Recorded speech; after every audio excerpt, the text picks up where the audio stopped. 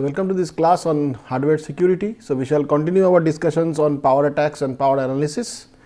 So, we were discussing in the last class on difference of mean attacks. So, we shall be discussing about how to implement difference of mean technique on simulated traces. We shall be discussing about a new technique next, about which is called as correlation power attacks or CPA, and we shall also be discussing about how to implement CPA on simulated traces.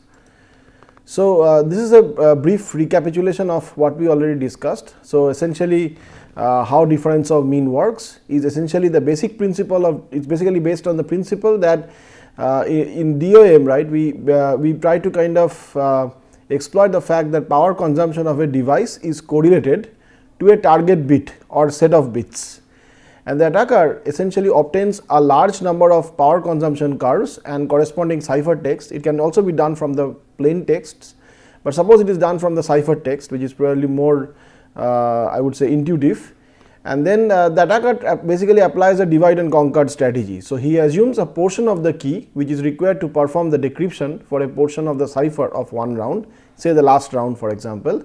So, he basically guesses a part of he basically sees the cipher text, guesses a part of the key and does say one round of decryption, and then based upon the guessed key he computes a target bit. So, typically this is after computing an inverse S box. Like suppose I want to calculate the input of the last round S box, I need to perform an inverse S box on the exclusive OR of the portion of the cipher text and the portion of the key which you are guessing, and because you do not know what is the key, so you guess that byte of the key for example, and then you calculate the inverse S box, and then you basically find out any, or you target some specific bit. So, this could be for example the LSB that you target, it could also be the MSB, or it could be any linear combination of the bits also. So, depending upon whether the target bit is 0 or 1, and that depends upon your guess of the key, the traces are divided into a 0 bin and a 1 bin, okay, and it is expected that for the correct key, or correct key means the portion of the correct key, the difference of mean would be non-negligible for a specific time instance which is say T star, okay, that is T star is the time when actually the computation is taking place, okay, is essentially happening. So, therefore, right, I mean one because like sometimes when you are starting to work on or DPA for example, it probably is a good idea to kind of start with something which are called as simulated power traces. So, you basically try to simulate the power trace and develop your technique. Later on, right, you can of course replace the simulated power traces by the real power traces, in which case the attack will become more difficult because you will be having noise and other phenomenon. But to develop your technique and to understand your technique, right, simulated power traces is a good starting point. So, let us start with that, like with such kind of power traces which we will be simulating. So, suppose let us consider a rolled AES architecture. A rolled AES architecture, as we have seen, means that there is one round of AES and you are basically kind of iterating it to get all the 10 rounds of AES. So, it is basically an iterated architecture, and you basically what you are trying to do is you are basically trying to kind of calculate the power consumption of this device, okay. So, now of course, like when you are actually doing this attack, you will be having the actual setup and hence you will be getting it, but what we will be trying to do is in this, or considering in this case, is we will be trying to get a simulation or simulated power trace. So, let us see how we can do that. So, so what I mean to say is essentially this, like now you have this rolled architecture, which means you have your AES block, this is your AES round, and the AES round, the output of the AES round, suppose you are storing in essentially a register. This register S essentially is storing the corresponding result of your encryption, okay. So, basically like this is not the complete AES. So, this is just say one round of AES and it is being iterated. So, I am not drawing a very accurate diagram, but this is kind of indicative, that is initially you basically take in the plain text, and of course, like there is a key that you need to kind of XOR, okay, and you start your operation of AES and of AES round, and then every clock cycle that you do, like essentially you know that there are 10 rounds of AES operations. So basically you are essentially latching some data onto this register, okay, and because of the dynamic switchings which are happening in this register, you are expending power, the architecture is consuming power, right. So therefore you can imagine that this state register, I mean although this is a very hypothetical figure, essentially, right, it is basically consuming power in 12 distinct time instances, okay. The first time it is expending power is when you are doing the initial add round key, okay, that is you are doing the initial add round key operation. At that point it is expending a power, and then there are 10 rounds of AES operation, okay, and finally you are getting the ciphertext, okay. So typically, right, that is essentially your 1 plus 10 plus 1. So there are 12 time instances or 12 instances in time when the register essentially is making a toggle, and therefore there is a power which is being consumed. So what we basically try to model in our simulated environment is we basically see the register content, and suppose you have a very simple model like Hamming weight or Hamming distance. Based upon that you kind of predict the power consumption, okay. Note that when you are doing this prediction, you have a 128 bit register. So you are basically considering the 128 bit register, and based upon that, right, you know that the Hamming weight, for example, could be from 0 to 128. So there could be like 129 possible power levels, and therefore, right, depending upon the content of that register, content of the 128 bit state register, you kind of indicate a power consumption. You say that my AES for this particular time instance is consuming such amount of power, okay. So this is again a simulation, and we essentially try to use this simulated framework to develop our technique or experiment on our technique, okay. So therefore, right, I mean with this kind of like simulated power trace, we would like to basically now get into how the DOM works, okay. So therefore, right, imagine that I do n sample number of such operations, okay. So n sample typically means that you essentially have like you are basically encrypting plain text, for example. Suppose you are encrypting say like 1000 plain texts. So therefore n sample would denote the number of randomly chosen plain text which you are encrypting, okay. So basically like you are encrypting say n number of inputs, and that n is essentially here n sample, okay.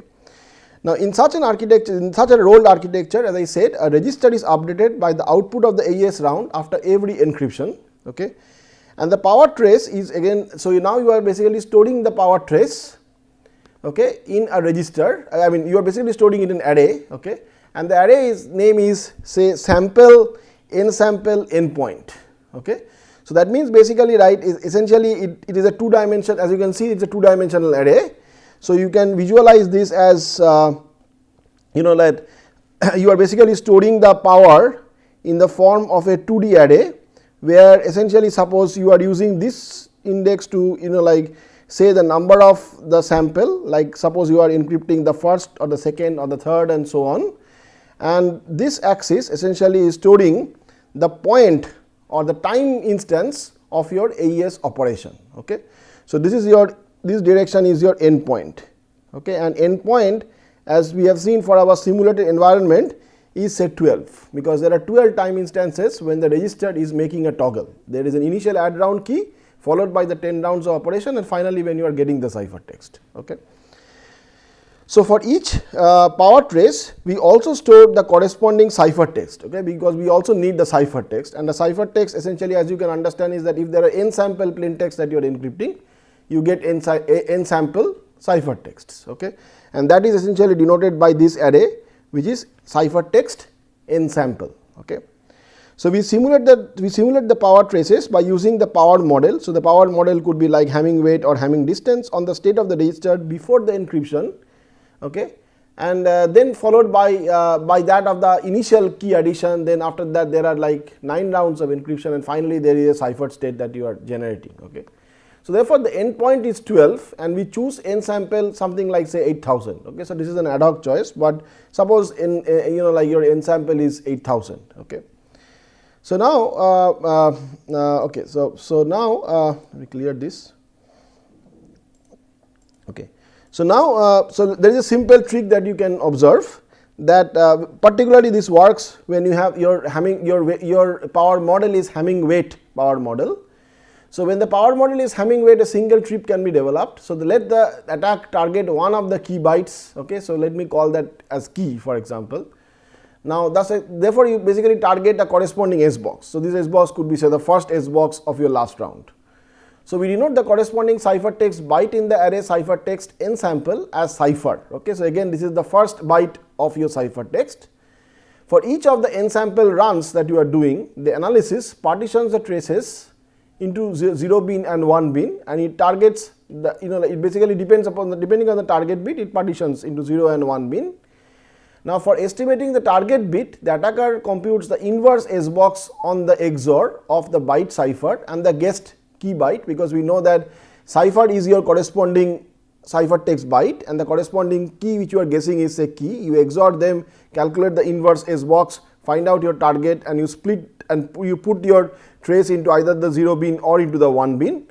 But note a point that the ciphertext for which the ciphertext byte corresponding to a target byte, okay, is a cipher, okay, will map into always the same bin. So what I mean to say is that even if for example, if you consider AES, there are 16 bytes in the cipher. Imagine the 0th byte, for example. Okay, so if the 0th byte is a constant, irrespective of what is the value of the remaining 15 bytes, that power trace will go to either the 0 bin or will go into either the 1 bin. Okay, so that implies that you can basically, rather than storing the power trace into the array sample n cipher endpoint, which essentially, rather than storing it into the array that we saw previously, which was sample n sample endpoint, because you had like 8,000 encryptions, you can now store the same information in a smaller array. You can store it in, say, sample n cipher endpoint, okay, and n cipher in our case is something like 256, because that byte can take only 256 values. Okay, so you need not store that in an array. Like sometimes when you are attacking, for example, as we will see, right, countermeasures, you may need millions of traces. Okay, you may need millions of encryption. So you need not have such a big array, but you can actually store that into a much smaller array depending upon the size of your word. Okay, so you can store it in, for example, sample say 256 endpoint. Okay, because what you are basically doing is you are kind of partitioning your entire power trace set into 256 partitions. Okay, and all the members of that partition, whether it will go into the 0 bin or whether it will go into the 1 bin, irrespective of key guess, actually will go into the same bin. Okay, because their fates are same. So therefore, right, you need not store that in such a bigger array. Okay, so this is a simple trick that you can try to adopt when you are developing your implementations. So how do you compute the DOM? So for all the endpoint instances, we simulate the power traces by observing the Hamming weight of the encryption states for all the endpoint instances. Okay, that means endpoint is again 12. So for all these 12 instances, you basically you can simulate the power traces. So I'm talking about the simulation right now. So you can simulate by observing the Hamming weight of the encryption states for all the endpoint instances. And instead of storing these traces separately, you can combine them by adding those traces corresponding to which the ciphertext byte is a cipher. Okay, so what you can do is, because later on you need to calculate the average, so what you can do is that for all those traces, okay, or for all those corresponding encryptions where the 0th byte, say, takes a specific value, you essentially can just add on to its current content in the array where you are storing the power traces, and you can store the sum. Okay, so you can store the sum, and therefore you can essentially optimize your storage. And the entire DOM process, therefore, as we will see, you can actually write that in a very systematic manner in a nice form of an algorithm which you can code and which you can automate. So the algorithm basically splits the traces into 2 bins based on the target bit, say LSB, and then we compute the DOM and store the highest value of the DOM as an array, which is, say, bias key. Okay, so the number of entries in bias key will be how much? Will be again the number of possible key guesses. Okay, and you have got 256 key guesses for, say, the 0th key byte. For every possible guess, you guess a bias. Okay, that bias is nothing but the difference of mean. Okay, and as we have discussed previously, that if you have a correct key guess, then there should be an endpoint, some time instance, when you should get a non-negligible value for the difference of mean. Okay? And if you get a negligible value of difference of mean at all instances, then it is quite likely that that is not your candidate key. Okay? So therefore, the key which has got the highest bias key value should be returned as a possible candidate key. Okay? So therefore, this is essentially the whole idea, and that essentially has been written in the form of an algorithm. Okay? And the algorithm essentially does nothing but essentially does, or like implements whatever we have discussed till now. Okay? So basically, if you read, and this you can read in details from the textbook that we cite, and you will find that what it basically does, it calculates an XOR of the cipher and the key. So the cipher is say the 0th byte and key is say 1 byte of the key.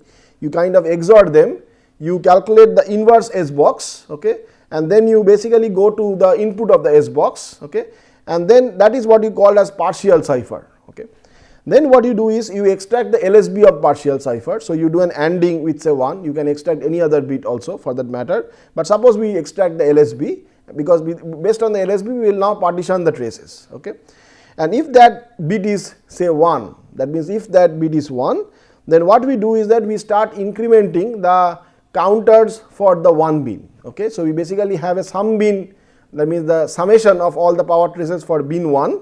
We increment that. We also increment a counter, that means how many traces are going into that particular bin. Okay. And note that your sample array is now indexed by cipher, because as I said that you essentially can index it by the 256 values. Okay. And then if that bit is 0, then you do similarly for the 0 bin. So basically you calculate the average, and finally you calculate the difference of the averages, and that is stored in this min diff array. And then you find out the absolute mean. I mean, you find out the like the maximum absolute value, and the idea is that whichever gives you the maximum value is basically returned as the corresponding correct key. So here is an experimental run on this, and you can very well simulate it, because if you have an implementation of AES, even without going to a setup actually, which may be costly and not always reachable, you can actually easily simulate the power traces, and you can try this algorithm. You can just try to maybe implement it using simple C. Okay.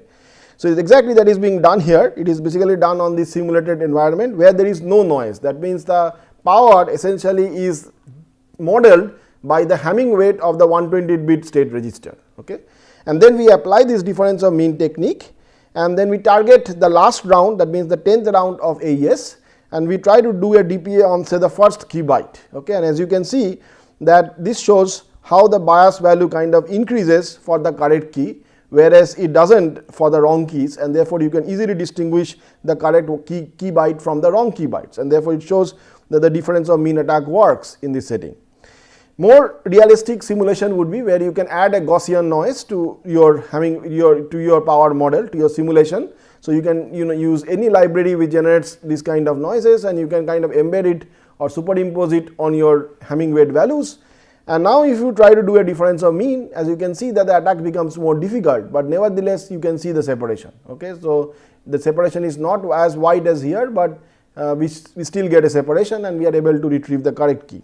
So therefore that brings us to the like the link between difference of mean and powered model.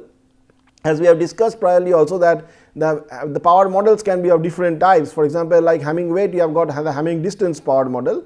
So the question is, right, how can you adapt your technique for Hamming distance power model? Okay.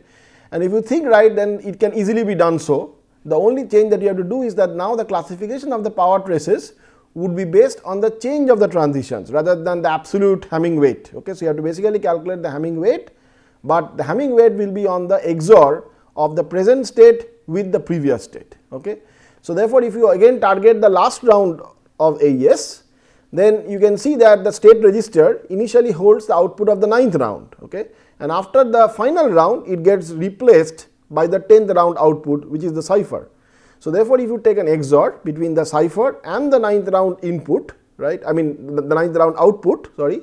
So if you take an XOR between the cipher and the 9th round output and find out the Hamming weight of that, then essentially you can again do the same thing. Okay. So the rest of the description remains exactly the same. So you can easily adapt your technique and make it work when you are like modeling your power using say a Hamming distance power model. But here is a very key important point. That means Hamming weight and Hamming distance, although we have been using, one of the reasons we are using them is because they are easy to use. Okay. So there is something which is called a stochastic power model, which basically is also or maybe mentioned here. Okay. So the difference of mean technique, as we have seen for DPA, is actually what is called as a non-profile attack. Okay. So non-profile means that the attacker essentially gets the hardware where the secret key is embedded and starts to do the attack right away. Okay. As opposed to this, there is another category of side channel attacks which are called as profiled attacks. In profile attacks, one needs to have access to a pair of identical devices. Okay. So there are two identical devices. The first one is a target, which is essentially where you have got limited control and there is a running cipher, say AES, with a fixed key. You cannot change that key. Okay. On the other hand, in a profiling stage or a profiling phase, you have been provided with a similar hardware, exactly identical hardware, where you have full knowledge and you have got control on all the inputs. Like you can change the inputs, you can change the key, and you can do profiling as much as you want. Okay. So profiling can be used to stochastically learn the power model more accurately, and that will probably help you to improve the accuracy of your power attack. Okay. So for example, like if you consider a target byte, say the last round of AES. Okay. So let us write by this equation. What we are trying to do is, so we are trying to say consider x, which is a portion of the cipher, and k or small k as a portion of the key which you are guessing in the last round. And then suppose you basically what you are doing is you are calculating the inverse S box, which is denoted here as S inverse. Okay, so you are calculating S inverse of x XOR with k, and this I denote as say phi of x comma k. Okay. So this phi of x comma k is my deterministic portion of my power consumption. Okay, because it kind of can be determined. It is not a noisy component. It is also called as signal, as we will see later on. Okay. So it is a signal component of your power consumption. So when you calculate this phi of x comma k, what you do is you apply a function subsequent to that, which is say gi or denoted as gi, which does nothing but extract an ith bit. As we have seen in our algorithm, right, we had extracted the LSB. So gi basically tries to extract any one of the bits, say the ith bit of the state phi x comma k. And now you essentially have say a register or a byte, for example, and you want to predict what is the corresponding power consumption because of that content. Okay. So what we were doing previously is that we were tacitly assuming a Hamming weight, for example, right? And Hamming weight would mean that every bit is equally contributing. Okay. But on the other hand, as we know that in an electronic circuit, right, a lot of weird things can happen. What can basically happen is that each of the bits are basically contributing in a different manner. Okay. And that essentially is captured by this equation, where we write that the power consumption is modeled as sigma of I equal to 1 to 8, because there are 8 bit positions, and each of these each of the contributions or the bits or the way each of the bits are contributing are modeled by this coefficient, say bi. Okay, so you have got b1, b2, b3 and so on till b8, and you also have b0, which basically stores any other component. Okay. So in the profiling phase, we keep the deterministic part defined and we keep it kind of constant by keeping phi of x, we keep the x and k constant, and we essentially try to like observe different power values. Note that because of noise there will be like still subtle differences, and therefore, right, you probably will have like an over-defined system of equations. You probably need an over-defined system of equations to solve the values of these BIs. Okay. So here is an experimental like description written by in this paper by Schindler and other co-authors, where they try to develop a stochastic model for differential side channel cryptanalysis. Okay. So you can observe that here there is an experiment which has been done with 4 different keys. Okay, and the deviation of the so here we plot, say the so here is the plot of the 8th coefficient, that is B8 for example, and we show how B8 varies over time. So you can easily see by that by this variation of B8 that if you are applying a Hamming weight power model, then that is not accurate, because in a Hamming weight power model we are assuming that the contribution of any of the bits, right, is kind of constant over all time instances. But you can observe here that that is not so. Okay. And also another interesting point is that even if you are changing the key, the deviation is actually minor. That means there is a small deviation in your prediction of the corresponding contribution. So that implies that like you need not always know the correspondingly correct key. You can very well work with any guess, okay, any guess of the key byte, and that would give you quite a good estimate about what is the contribution of the bits, and therefore you can understand what is the stochastic model of your device, okay. And later on, right, you can for example, in this case, another point to be noted is that here there were 2000 equations which were solved, and therefore, right, you need an over-defined system of equations. But after doing this effort, right, you have got a better understanding about your leakage model, which you can try to exploit in your next phase of the power attack. And that is why, right, these power attacks are very strong, okay. But at the same time, right, you need an access or an opportunity to do this profiling phase, okay. So wherever it is possible, we should do this. Okay, so now we will start discussing about correlation power attacks or CPA.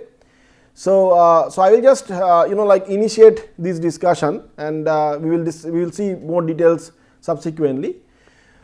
So, in a correlation power attack, this is exactly or quite similar to the difference of mean based attack, because here also you are relying on the fact that you are basically targeting an intermediate computation, and typically the input or output of an S box, just like the DOM technique.